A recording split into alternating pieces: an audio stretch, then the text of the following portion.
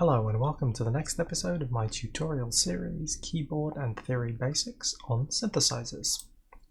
So far we've spent a little time talking about what the keys are called on a keyboard, and the sharps and the flats, and how they relate to the musical staff, although, as I've mentioned, we're not going to be really talking about reading music. We've talked about intervals on the keyboard, generic intervals and specific intervals. Today we're going to be talking about rhythm. So rather than the synthesizer I was using before, today I'm going to be using the Korg Volca drum. And the first thing I'm going to talk about with respect to rhythm is tempo. Tempo relates to how fast or slow a piece of music is being played. There are two main ways of describing this. One of them is adjectival, so you use words like adagio, like andante, moderato, allegro to describe slower or faster music. The other way is numeric, and numeric means using a number representing a tempo. So this tempo is usually described as a BPM, or beats per minute. So you ask yourself though, what is a beat?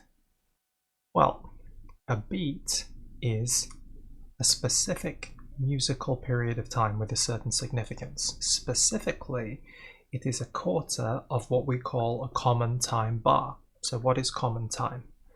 Well, we'll introduce what time signatures are, but common time is the most common time in which music is written, known as 4/4.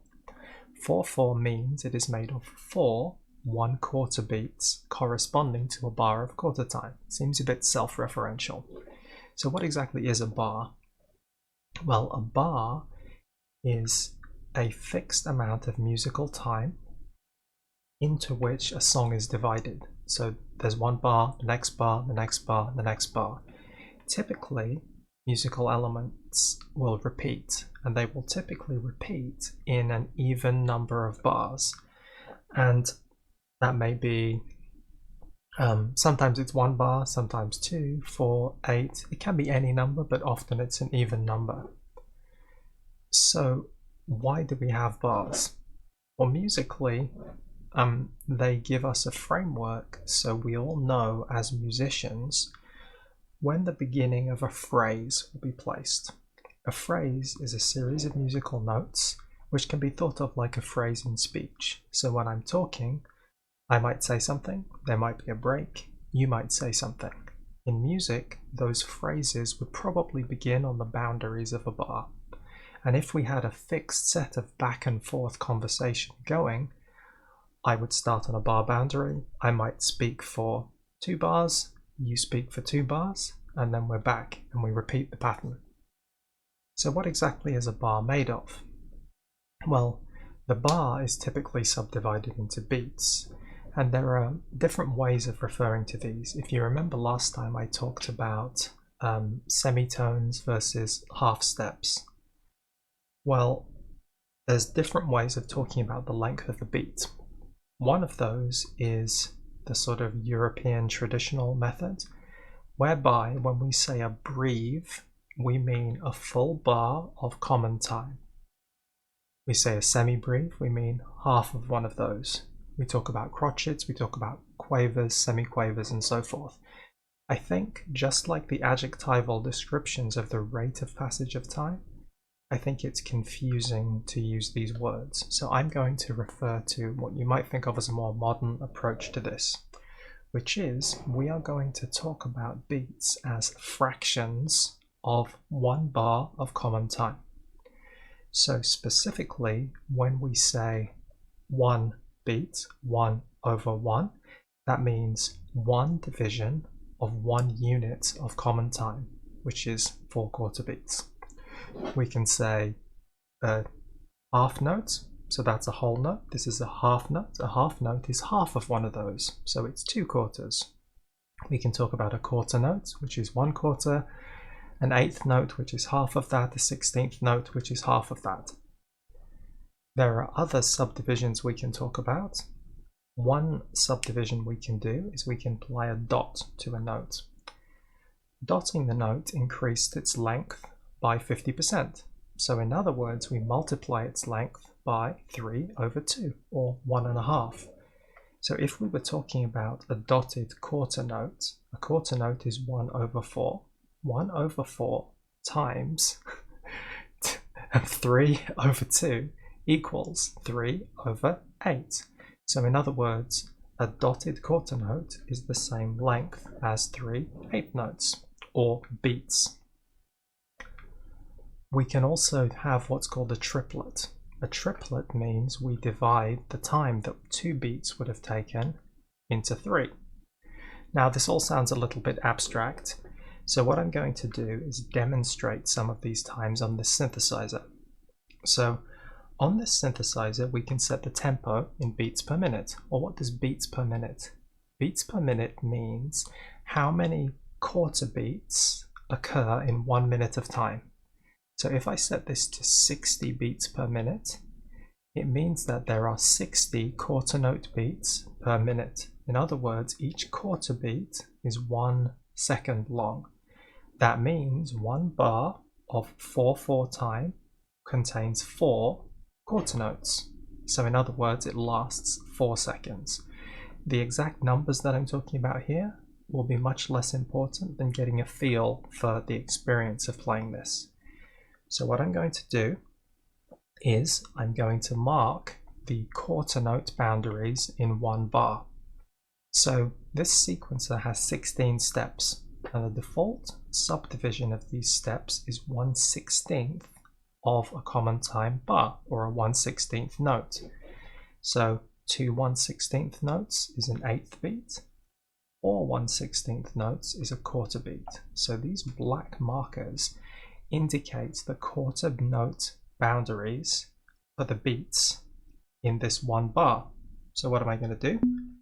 I'm going to mark them, and I'm going to hit play. So let's think about how we count this time musically. 1, 2, 3, 4. 1, 2, 3, 4. 1, 2, 3, 4. 1.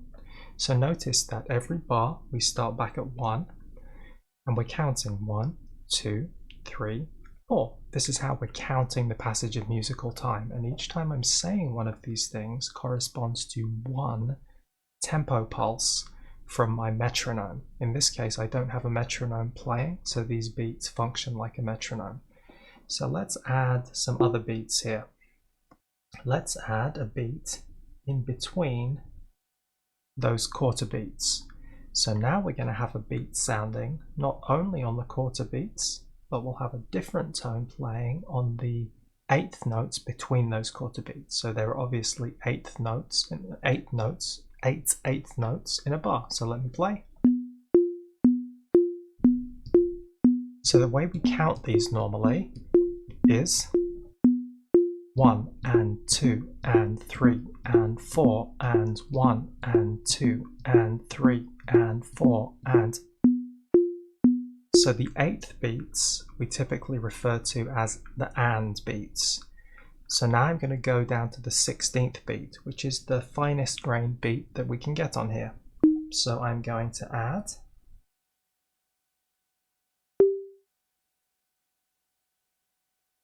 I've picked a different tone for each of these, and they're all just different pitches. So,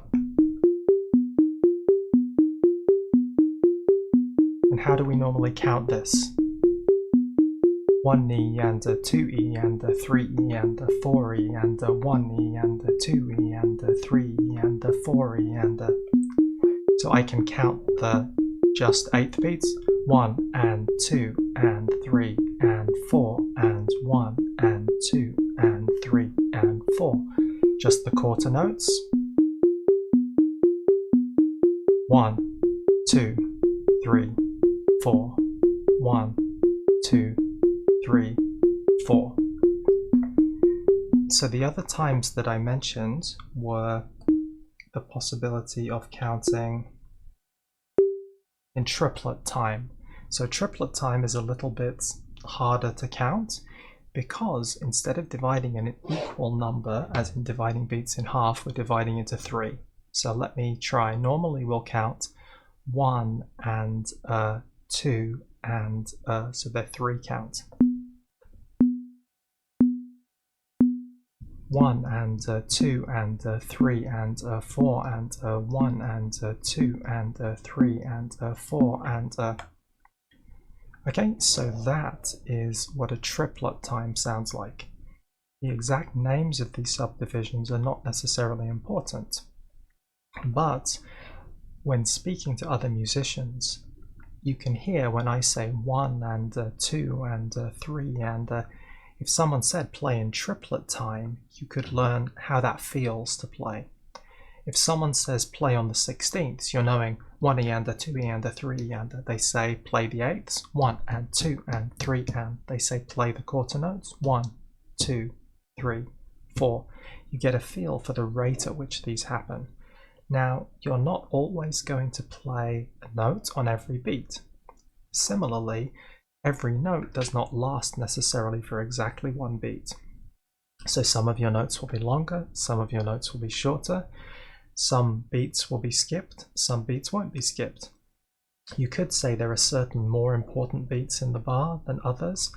Often, for example, you would say the 1, the first beat in the bar, is the most important beat. You might say that the 3 is also an important beat, and the 2 and the 4 are maybe slightly weaker beats, and these off beats, these 8th beats, or the 16th beats in between the 8ths, again, in that sense, they are weaker beats as well. So I've been looking at a bar that is 16 steps long, in this case a bar of 4/4 time, as in 4 quarter beats per bar. I can actually adjust the number of beats in a bar, so I can disable the last 4. So what does this mean? Well, this means when I'm counting, I don't necessarily want to count the way that I ordinarily would. So let's experiment with this. 1, 2, 3. So notice how it jumps back here. So what I'll do is I will accent the first beat.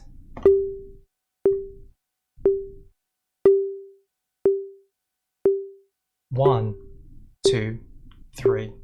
1, 2, 3. 1, 2, 3. 1, 2, 3. So now I've divided my bar, I've disabled the last 4 steps. So in other words, I only have 3 quarter beats. So each bar, instead of 4 quarter beats or 4/4 long, is now 3 quarter beats long. I can adjust that even further if I wish. I could add another 8th note to the end. Now, I can't describe that in quarters. It's not 3 quarters or 4 quarters, it's halfway between. Specifically, it is 7/8. So in other words, when I play a beat in this time, you would typically describe it as a beat in 7/8. So 1, 2, 3, 4, 1, 2, 3, 4, 1 and 2 and 3 and 4, 1 and 2 and 3 and 4, 1 and 2 and 3 and 4, 1. So hopefully you can see that I can make my bars different lengths, and that will feel very different to play. At the moment I'm not playing this, I'm just talking about, in theory, the subdivisions of time and how time is described in musical terms. But in practice, when actually playing music, you will find that this understanding of time will become a feeling. People would say you feel a groove in the time, and once you feel the groove, you don't count, you just play with the time. So I think that goes into as much depth as I would like to talk to about in time from a music theoretic perspective. In the next episode, hopefully we'll be able to go to actually using some of what we've learned to play some music. So I hope you've enjoyed this video. I hope you've enjoyed the series so far. I hope you'll join me for some more videos in this series. But in any case, for now, thank you and goodbye.